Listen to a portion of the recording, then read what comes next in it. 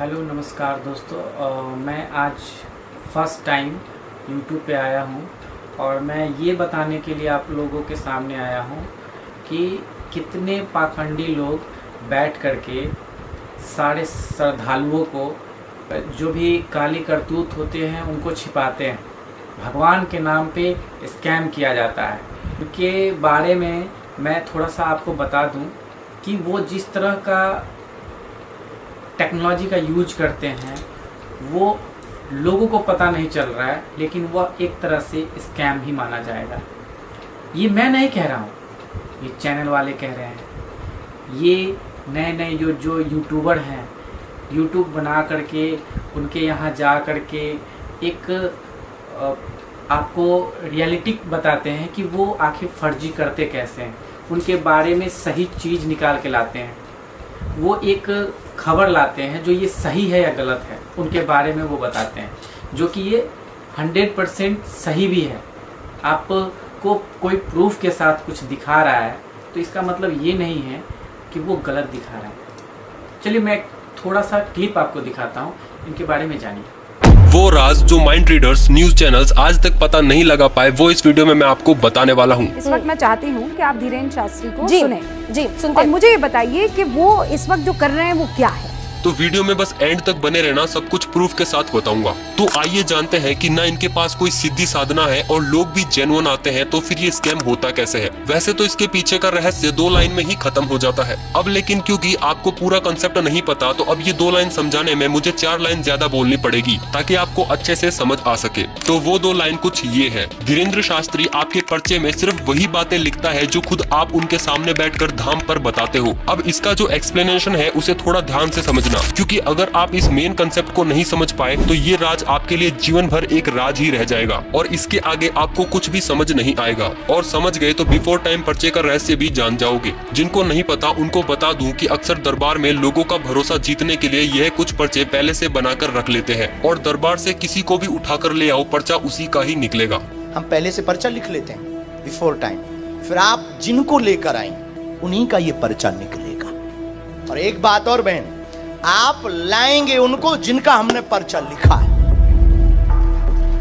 तो आइए समझते हैं। धाम पर रैंडमली जिसकी भी अर्जी लगती है वो भक्त मंच पर आता है। धीरेन्द्र शास्त्री उसका पर्चा लिखते हैं और तख्ती पलटकर पूछते हैं क्या प्रश्न लेकर आए हो। वो भक्त उन्हें सब कुछ बताता है और फिर धीरेन्द्र शास्त्री उसे पर्चा दिखाते हुए वही सब कुछ बोलते हैं जो उसने बताया होता है। लेकिन यहाँ पर है मेन ट्विस्ट। यहाँ पर चीज नोटिस करना, वो सिर्फ बोल कर बताते हैं, ना कि पढ़कर। शब्दों पर ध्यान देना। अभी तक जो वो बोल रहे हैं ऐसा कुछ भी पर्चे पर नहीं लिखा और वो सिर्फ वही सब कुछ बोल रहे हैं जो सामने बैठे भक्त ने उन्हें बताया था। अब आप लोग सोच रहे होंगे कि अगर इन्होंने पर्चे पर कुछ लिखा ही नहीं तो उसने पढ़ा क्या। और सेकंड क्वेश्चन, जब पर्चा कैमरे में दिखाते हैं तो उसमें वो सब कुछ कैसे लिखा होता है। कंफ्यूज होने की बिल्कुल भी जरूरत नहीं है, अभी समझाता हूँ प्रूफ के साथ। जब भक्त मंच पर जाता है तो धीरेन्द्र शास्त्री उसके पहनावे या बॉडी लैंग्वेज को देखकर 2-3 लाइंस पर्चे पर लिख देते हैं ताकि पर्चा पढ़ाते समय भक्त को कुछ लिखा हुआ दिखाया जा सके। और कुछ ऐसे सवाल ब्लैंक छोड़कर लिखे जाते हैं जिनके जवाब भक्त के बताने के बाद पूरे कर लिए जाते हैं। वो इस बात का पूरा ध्यान रखते हैं कि पर्चा भक्त के द्वारा ना पढ़ा जाए। अगर भक्त ने पढ़ने की कोशिश भी की तो उनकी अशुद्ध लिखावट के कारण वो उसे नहीं पढ़ पाता। इसमें सबसे इम्पोर्टेंट रोल उनकी गंदी लिखावट, आधे अधूरे सेंटेंसेस और पर्चा दिखाने के एंगल का होता है। धीरेन्द्र शास्त्री भक्त को पर्चा पढ़ाते समय केवल उनके पर्चे पर उंगली चलाते हुए वही सारी बातों को दोहराते हैं जो भक्त उन्हें बताता है। माँ को स्वास्थ्य की समस्या, घुटना व पैर में दर्द असहनीय रहता है। टिकट कंफर्म नहीं हुई थी। हाँ, क्योंकि माता जी का थोड़ा सा वो रहता है कि मैं तो खड़ा होकर आ जाऊंगा, लेकिन मम्मी का हाँ दिक्कत सीट होगी। मिल जाए तो ठीक है। अपने भविष्य की अर्जी लेकर के आए हैं। कैरियर व्यापार में आपका उज्जवल होगा। आप जाकर के व्यापार डालें। नौकरी योग में योग नहीं है। और मैंने गवर्नमेंट जॉब की तैयारी की थी कई साल से, उसमें मेरे को कामयाबी नहीं मिली है। बेटा के पैर में दिक्कत बनी हुई है, नस में दर्द बना है, इसलिए वह जॉब में सफल नहीं हो पाया। वह जॉब की तैयारी से वापस आया। बच्चे की कुछ तकलीफें हैं, मिलिट्री एकेडमी से वापस आ गया, पैर दर्द उसके हाँ सभी खुशहाली चाहते, पूरा घर आपका परेशान है। दरबार में पूरे परिवार की अर्जी लेकर आए। शारीरिक मानसिक आर्थिक बहुत सारी परेशानियां बहुत दिनों से चल रही है पूरे परिवार में। हालांकि उस दौरान पर्चे में ऐसा कुछ भी नहीं लिखा होता। जैसे ही भक्त केवल सुनने मात्र से प्रसन्न हो जाता है, धीरेन्द्र शास्त्री समाधान या मंत्र लिखने का बोलकर तुरंत पेन उठाकर वो खाली स्थानों पर भक्तों द्वारा कही गई बातों को कम शब्दों में पर्चे पर उतार लेते हैं। यही कारण है कि धीरेन्द्र शास्त्री ने आज तक कभी भी भक्तों की समस्या बताने के तुरंत बाद या पर्चा एडिट करने से पहले पर्चा कैमरे पर नहीं दिखाया, और कहीं दिख जाए तो समझ लेना वो बंदा स्क्रिप्टेड है। और आप प्रूफ के लिए यूट्यूब पर मौजूद कोई भी वीडियो उठाकर देख लो, वो पर्चा पढ़ने के तुरंत बाद पेन उठाकर पर्चा एडिट करने में लग जाते हैं।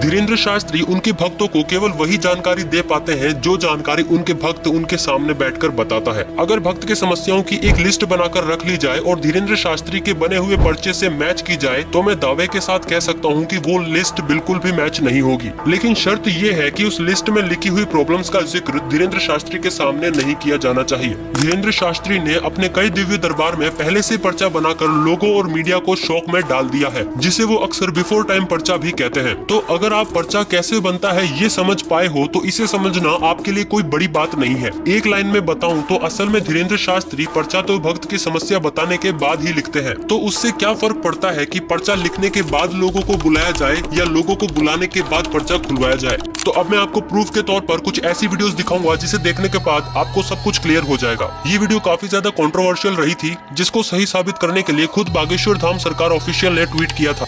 ये लड़का भीड़ में बैठे अंधभक्तों से अलग और काफी ज्यादा बहादुर और बुद्धिमान है, लेकिन धीरेन्द्र शास्त्री सबके सामने इसे पागल साबित कर देते हैं। ब्रेन है तुम्हारा, ये तुम्हारा सनका हुआ ब्रेन है, तुम 2 कौड़ी के पढ़े लिखे हो। सबूत के लिए ये वीडियो काफी है, लेकिन फिर भी मैं आपको इसके अलावा आगे और भी सबूत दूंगा। एक बार के लिए इस वीडियो को एज अ प्रूफ के तौर पर समझते हैं। सबसे पहले धीरेन्द्र शास्त्री इस व्यक्ति का पर्चा बनाते हैं, फिर उससे प्रश्न पूछते हैं। बोलिए, क्या समाधान पाना चाहते हैं बालाजी से? नोट करना ये क्या इन्फॉर्मेशन देता है। मुस्लिम लड़की से बहुत प्यार करता हूँ, मैं ब्राह्मण हूँ और वो मुस्लिम है, तो आपको क्या लगता है? इसके अलावा नहीं, अगर आ रही हो तो आने दो। नहीं आ रही हो, नहीं, अभी बहुत सारी चीज़ें हो चुकी हैं। अभी रिसेंटली उसकी शादी हो गई 5 महीने पहले। अब धीरेन्द्र शास्त्री इसे पर्चा पढ़ाते हैं उसी एंगल से ताकि वो ना पढ़ पाए, और जैसे इसने पढ़ने की कोशिश की, पर्चे को ऊपर कर लिया। केवल देखने चले आए थे, आशीर्वाद लेने आए थे, स्वतः ही बोलने लगेंगे लव के बारे में। चिंता ना करें, वहाँ नहीं प्राप्त होनी है, न लफड़ों में पड़े। मैं देखूं इसे? जब इसने कहा कि मैं देखूं, दिखाने की बजाय बार बार उंगली फेर कर बस उसे पढ़ा रहे थे। देखने चले आए, आशीर्वाद लेने आए, स्वतः ही बोलने लगेंगे लव के बारे में, वहाँ नहीं होना।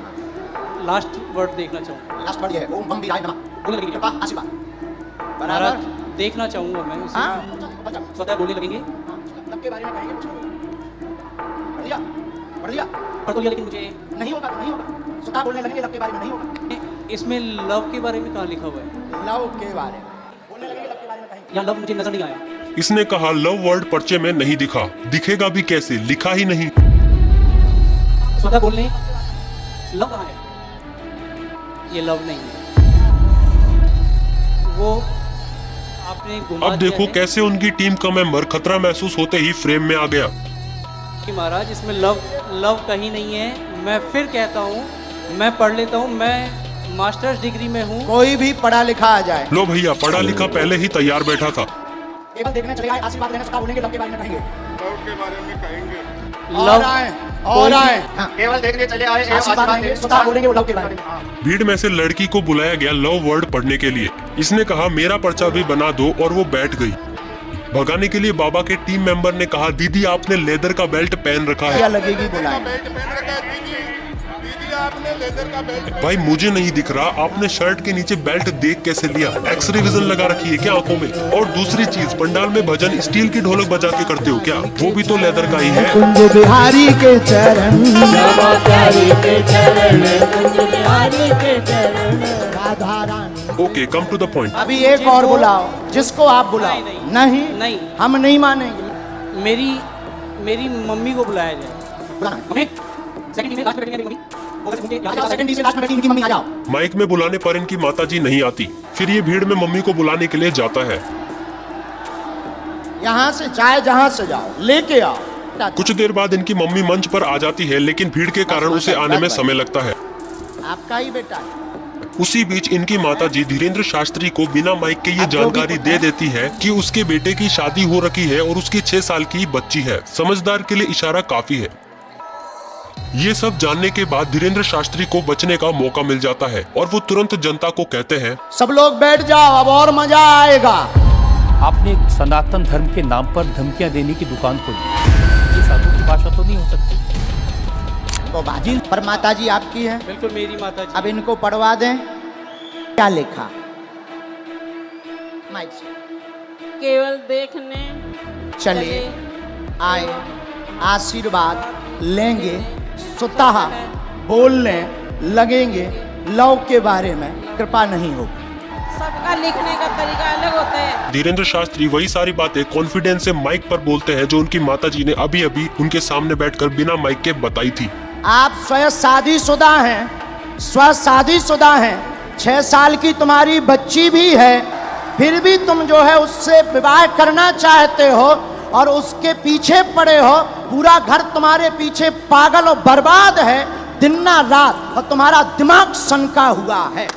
और जनता को लगता है कि वो सारी बातें धीरेंद्र शास्त्री ने सिद्धि से पता की है। अगर उन्हें ये बातें पहले से पता थी तो वीडियो की स्टार्टिंग में उन्होंने मुस्लिम लड़की के लिए ऐसा क्यों कहा? नहीं, अगर आ रही हो तो आने दो। नहीं आ रही हो नहीं।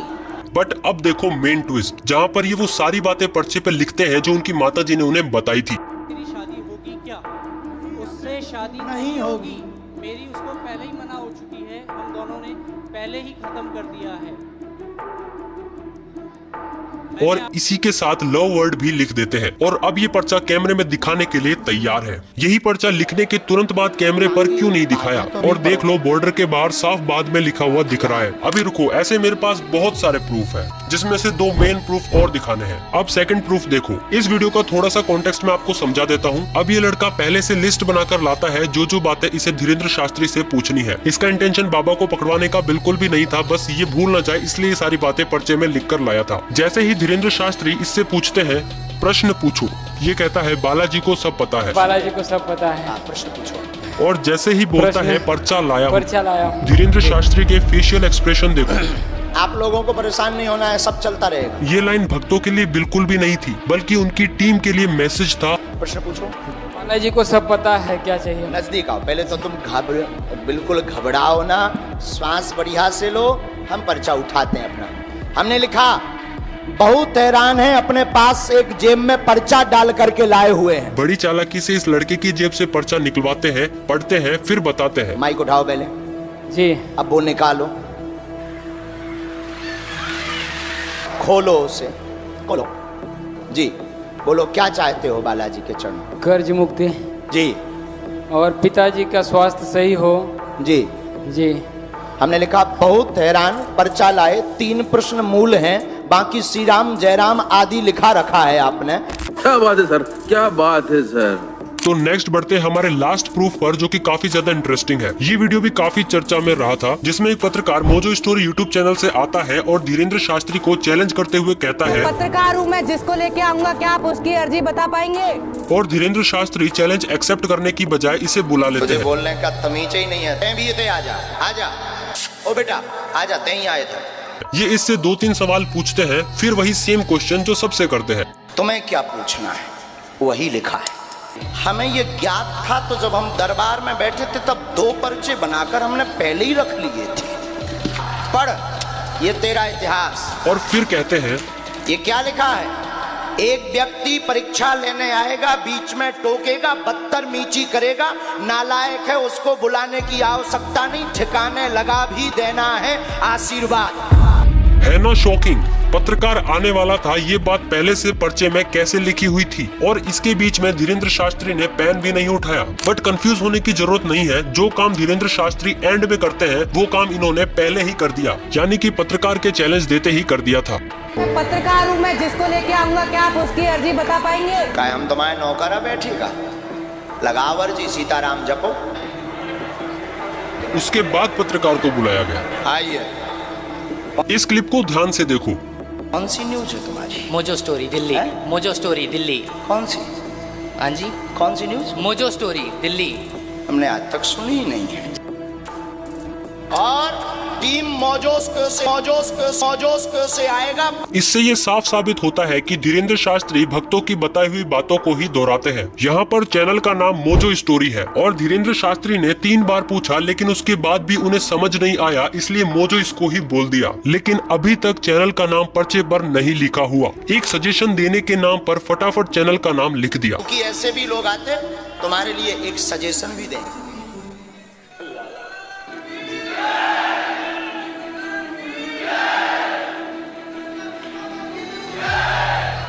ये वो पर्चा है जो आप स्क्रीन पर देख सकते हैं। पर्चे में एक पेन का रंग दूसरे पेन के रंग से अलग है। ये लाइन उसने मेरे सामने लिखी। एक सलाह देना चाहता हूँ। सलाह में क्या लिखा कि आप एक अच्छे आदमी हो, न्यूज बढ़ाने के लिए यहाँ आए हो, और जनता के सामने ऐसे प्रिटेंड किया जैसे कोई सीक्रेट लिख दिया हो। टीवी पर दिखाओ ये पर्चा, नीचे वाली लाइन छिपा देना। आप ही छिपा दो नीचे वाली लाइन, उन्हीं को दो, वही छिपा देंगे। नीचे वाली लाइन छिपा दो। हमें बहुत खुशी हुई कि आप यह वीडियो देखें और वीडियो में ये सारे जो ब्लेम लगाए गए, जो प्रूफ दिया गया, वो हद तक सही पाया गया। एक मैं आपको और वीडियो दिखाना चाहता हूँ। 2 नंबर पंडाल में एक पीली साड़ी पहने रेलिंग से टिकी हुई महिला बैठी है। 2 नंबर पंडाल में एक तो रेलिंग के पास में जहाँ पर रेलिंग है, बांस की रेलिंग लगी, वहाँ पीली साड़ी पहने जो टिकी हुई बहन जी बैठी है। ये एक ब्लूटूथ ईयरपीस है जो कि साइज में राजमा से भी छोटा होता है। ये डिवाइस एग्जाम्स में चीटिंग के लिए बनाया गया था और ये मार्केट में इजीली अवेलेबल है। अगर आप इनके दिव्य दरबार के शोज कंप्लीट देखोगे तो आप नोटिस करोगे कि ये लाखों की भीड़ में से 10-12 लोगों को अलग अलग जगह से चुनते हैं, जिनमें मुख्य 3 तरह के लोग होते हैं। पहले वो जिन्हें नाम लेकर बुलाया जाता है, दूसरे वो जिन्हें आगे से रैंडमली बुलाया जाता है, और तीसरे वो जिन्हें पहनावे से या जो भीड़ में सबसे अलग दिख रहे होते हैं उन्हें बुलाया जाता है। इसके अलावा आप ये भी नोटिस करोगे कि जिन लोगों को पहनावे से या आगे से रैंडमली चुना जाता है उन्हें कभी भी नाम लेकर नहीं बुलाया जाता। और बाएं कंधे पर, यानी बाएं हाथ के कंधे पर गमछा होगा। और बुलाएंगे भी कैसे जब तक नाम पता ना हो। ये सब मैंने आपको क्यों बताया, ये बात आपको आगे समझ आ जाएगी। तो बैक टू द पॉइंट, अगर आप धाम पर जा चुके हो तो आपको पता होगा कि वहाँ पर सिक्योरिटी के लिए PTZ 360 डिग्री CCTV कैमरास का यूज किया जाता है। जिन्हें नहीं पता उन्हें बता दूं, PTZ यानी कि pan, tilt and zoom high quality CCTV camera है जो कि 360 डिग्री कहीं भी घूम सकता है और 10x से लेकर 100x तक हाई क्वालिटी में जूम कर सकता है, यानी कि 10 मीटर से लेकर 1 किलोमीटर से ज्यादा दूर तक देख सकता है। और इसका कंट्रोल पैनल धाम में मौजूद कंट्रोल रूम में होता है। कंट्रोल रूम में बैठी उनकी टीम ऐसे लोगों को चुनती है जो भीड़ में से अलग दिख रहे होते हैं। हाँ, सिर पर सफेद तौलिया, काला बैग लिए हुए दाढ़ी वाले। लेकिन अब मेन क्वेश्चन ये है कि ये इन्फॉर्मेशन धीरेन्द्र शास्त्री तक कैसे पहुंचाई जाती है। तो आज की इस वायरलेस टेक्नोलॉजी के रहते ये करना कोई बड़ी बात नहीं है, लेकिन हमारी भोली भाली जनता इस टेक्नोलॉजी के बारे में नहीं जानती। ये काम होता है GSM मॉड्यूल और ब्लूटूथ डिवाइस की मदद से। ये एक ब्लूटूथ ईयरपीस है जो कि साइज में राजमा से भी छोटा होता है। ये डिवाइस एग्जाम्स में चीटिंग के लिए बनाया गया था और ये मार्केट में इजिली अवेलेबल है। ये 2-वे कम्युनिकेशन को सपोर्ट करता है, लेकिन इस केस में ये सिर्फ धीरेन्द्र शास्त्री तक इन्फॉर्मेशन पहुँचाने का काम करता है। और कभी कभी ये डिजिटल स्क्रीन का भी यूज कर लेते हैं, जिसका कंट्रोल एजेंट के हाथ में होता है। जब भी धीरेन्द्र शास्त्री को एजेंट से कांटेक्ट करना होता है तो वो कुछ कोड वर्ड का यूज करते हैं। राम, साधु जी, राम, गुरु जी, सीताराम। 2 नंबर पंडाल में एक पीली साड़ी पहने रेलिंग से टिकी हुई महिला बैठी है। 2 नंबर पंडाल में एक तो रेलिंग के पास में जहाँ पर रेलिंग है, बांस की रेलिंग लगी, वहाँ पीली साड़ी पहने जो टिकी हुई बहन जी बैठी है। किसी को भीड़ में से सिर्फ उसके पहनावे के आधार पर बुलाना काफी ज्यादा कंफ्यूजिंग हो जाता है जब तक उसका नाम ना पता हो, क्योंकि बहुत सारे लोगों ने एक जैसे कलर के कपड़े पहने होते हैं। इसीलिए यही कारण है कि हमेशा भीड़ में से अलग दिखने वाले व्यक्ति को ही बुलाया जाता है। जैसे कि किसी ने सर पर तौलिया बांधा हो, काला चश्मा लगा रखा हो, या किसी ने हाथ में झंडा, नारियल, स्केच पकड़ा हो। हाँ, सिर पर सफेद तौलिया, दादा गुरुजी का चित्र लिए हुए विराजमान, गुलाबी रंग की शर्ट और सिर पर रूमाल बांधे। और जब तक एजेंट को कोई अलग इंसान नहीं मिलता तो ये आगे बैठे लोगों में से रैंडमली किसी को भी बुला लेते हैं।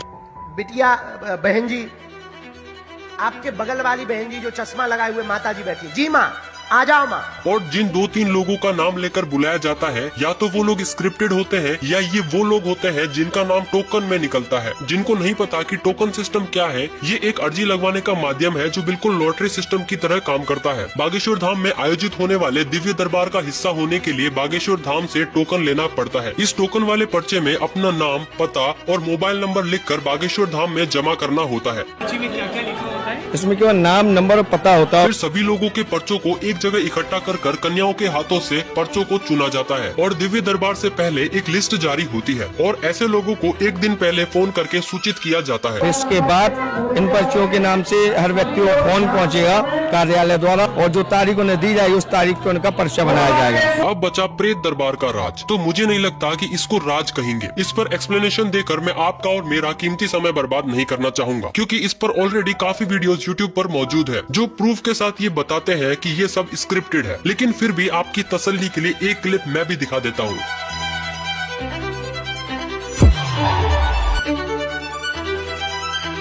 क्या आपको सच में लगता है कि भूत को महिला की इज्जत की चिंता हो रही है, इसलिए वो साड़ी ठीक कर रही है? हद है यार अंधभक्ति की भी। और गाइस, मैंने जो एविडेंस के तौर पर वीडियो क्लिप्स दिखाई है उस पर यकीन करना थोड़ा मुश्किल है, इसलिए हमारी टीम एविडेंस कलेक्ट करने के लिए ऑडियंस बनकर जा रही है। तो कुछ टेक्निकल टीम फ्रीक्वेंसी पर ट्रांसमिट हो रही रेडियो सिग्नल्स को कैप्चर करने की पूरी कोशिश कर रही है, ताकि धीरेन्द्र शास्त्री और उनके एजेंट के बीच हो रही कम्युनिकेशन को डिक्रिप्ट करके आपके सामने एज अ प्रूफ दिखाया जा सके।